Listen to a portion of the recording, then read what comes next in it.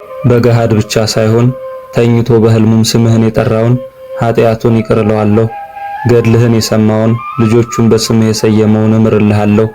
ወደ ቤተ ክርስቲያን ሄዶ ገድልህን መስማት ያልተቻለው በቤቱ ሆኖ እየሰገደ 3 ጊዜ አምላከ አቡነ ኪሮስ ማረኝ ብሎ ቢማጸነኝ እምረዋለሁ። መታሰቢያህን ያደረገውን ብቻ ሳይሆን ለማድረግ አስቦ ሳይሆንለት የቀረውንም እምርልሃለሁ።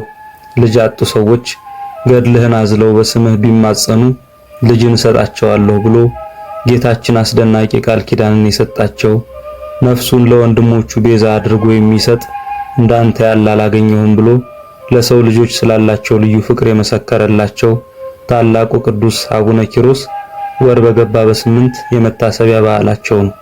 የንጉሥ ልጅ የሆኑት አቡነ ኪሮስ ይህችን ዓለም ንቀው ከመነኑ በኋላ መምህራቸው አባ በብኑዳን አንበሳ ቢበላው ጌታችን ፍርዱን እንዲያሳውቃቸው ሳር እስኪበቅልባቸው ድረስ መሬት ላይ ወድቀው ጸለዩ።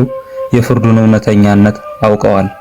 ለመምህራቸው ሞትና ከሰማይ ለሚወርድላቸው ህብስት መከልከል ምክንያት ስለሆነው ሰው ጸለየው አስምረውታል።